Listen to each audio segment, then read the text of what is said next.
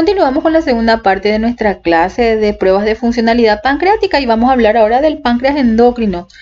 Esta porción endocrina del páncreas secreta hormonas y esas hormonas regulan el metabolismo de los carbohidratos, específicamente de la glucosa. Esas hormonas reguladoras de ese metabolismo son la insulina y el glucagón. La insulina se encarga de permitir la entrada de glucosa a nivel celular, facilita la utilización celular de la glucosa y favorece el almacenamiento de glucosa en forma de glucógeno a nivel hepático y muscular. En cambio, el glucagón promueve la liberación de glucosa de los tejidos a la sangre mediante los procesos de gluconeogénesis y glucogenólisis. Pero a su vez hay otras sustancias hormonales o de comportamiento hormonal que regulan ese metabolismo de la glucosa, y entre ellas están la adrenalina, que favorece la glucogenólisis. La hormona de crecimiento inhibe la captación a nivel hepático y muscular y a nivel de los adipocitos de la glucosa.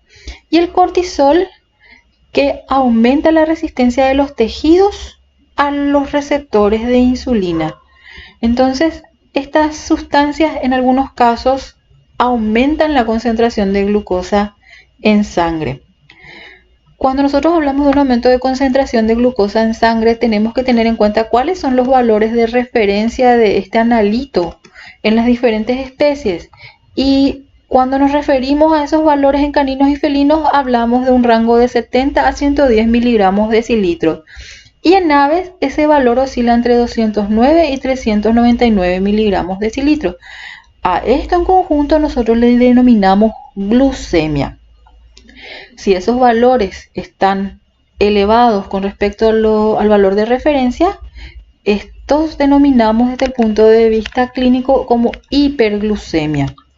Y entre las causas de hiperglucemia pueden aparecer las comidas ricas en carbohidratos que conducen a un aumento de glucosa sanguínea.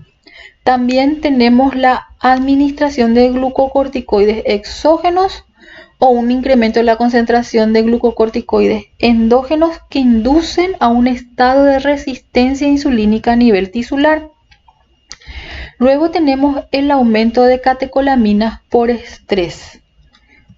La presencia de algunos tumores secretores de glucagón, el aumento de las concentraciones de progesterona sanguíneo también lleva a un estado de resistencia insulínica momentánea.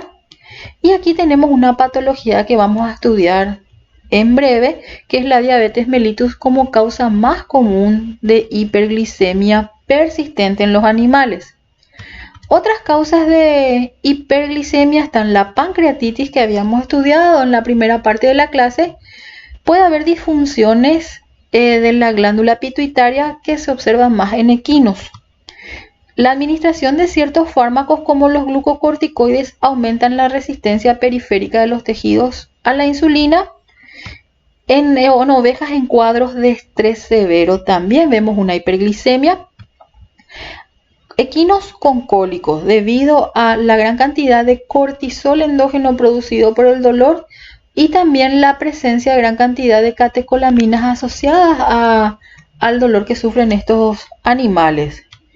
Animales hipertiroideos llevan consigo parámetros elevados de glucosa. Y en animales en agonía en la fase final, debido a la liberación de gran cantidad de catecolaminos como la epinefrina, o ya por una falla a nivel del metabolismo celular que impide la captación de la glucosa por esas células. Estas serían algunas de las causas de hiperglicemia.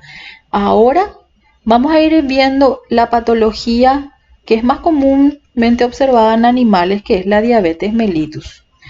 Esta es una enfermedad, o más bien diríamos es un síndrome metabólico o el conjunto de varias enfermedades, todas ellas caracterizadas por un parámetro bioquímico alterado de manera persistente, que es la glucosa. Esa glucosa está constantemente elevada, entonces decimos que es una hiperglicemia. y el resultado o consecuencia de un defecto en la producción de insulina a nivel de los islotes o las células beta, o por una resistencia a la acción de la insulina a nivel tisular. Esas serían las causas más frecuentes e inclusive puede haber una combinación de ambas situaciones en los pacientes. Esta enfermedad es reconocida o descrita ya desde la antigüedad, en donde los individuos que se caracterizaban por padecer esta tenían síntomas característicos como la poliuria, la polidipsia y la polifagia. Bueno, ahora vamos a ir hablando de las formas clínicas de esta afección.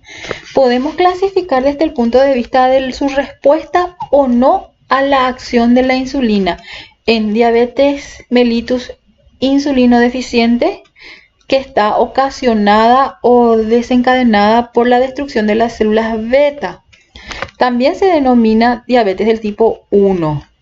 Este origen de la destrucción de las células beta puede ser idiopática, inmunomediada o a consecuencia de una pancreatitis que no fue tratada adecuadamente y lleva a el desarrollo de una diabetes mellitus insulino deficiente. Luego tenemos en la clasificación al otro tipo de diabetes, que es la insulino resistente. Y en este caso hay una buena secreción de insulina, pero son los tejidos los que tienen una inadecuada capacidad de captación de la glucosa o una resistencia a los receptores de la insulina a nivel celular. También es denominada diabetes del tipo 2. Entre las causas predisponentes a este tipo de diabetes tenemos la obesidad, la deposición de amiloides o como se denominaría amiloidosis pancreática y una diabetes endocrina. En animales, esta es la causa más frecuente o el tipo de diabetes más frecuentemente observada, la relacionada a la obesidad como factor de riesgo. Puede haber complicaciones en ese cuadro clínico de hiperglicemia persistente en los animales, y esas complicaciones son la cetonemia y la cetonuria. Este proceso o esta alteración se debe a una falla en la síntesis y secreción de insulina que impide la utilización correcta de glucosa a nivel celular, llevando consigo a una carencia energética a nivel metabólico que desencadena en las células un proceso para obtener energía a través de la lipólisis. Entonces, el hígado comienza a liberar ácidos grasos en forma de acilcoenzima A y la formación de cuerpos cetónicos como acetoacético. Esos cuerpos cetónicos formados son el ácido acetoacético, ácido beta-hidroxibutírico y la acetona. Estos cuerpos cetónicos son altamente energéticos, pero no son muy bien utilizables para el paciente y conlleva a un cuadro de acidosis metabólica en las concentraciones elevadas de estos cuerpos cetónicos. Esos cuerpos cetónicos que están circulando en exceso son eliminados en la orina y este fenómeno se denomina cetonuria. Y la concentración elevada de los cuerpos cetónicos en sangre se denomina cetonemia. En la cetoacidosis diabética hay una pérdida de fósforo por un aumento en la excreción y en el catabolismo celular del fosfato. También hay pérdida de sodio, de potasio y de cloruro. Todo esto conlleva a un cuadro de deshidratación del paciente y a un aumento en la concentración de urea y creatinina a nivel sanguíneo, considerando esto como una azoemia prerrenal. ¿Cuáles serían los signos clínicos de un paciente diabético? Los más llamativos son las 4P, que son la polidipsia, la poliuria, la polifagia y la pérdida de peso. Estas son las características clínicas más llamativas de la diabetes mellitus, pero no son exclusivamente de esta enfermedad. Entonces tenemos un paciente que aumenta su frecuencia de micción.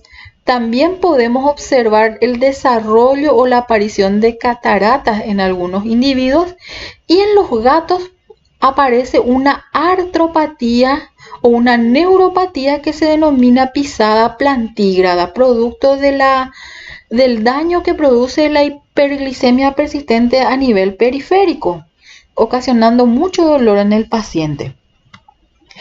Otras características que nos van a llamar la atención como forma de hacer un diagnóstico presuntivo de diabetes mellitus es el retraso en la cicatrización de heridas, la recurrencia de infecciones en el tracto urinario y una hepatomegalia, entre otros signos clínicos que podríamos observar en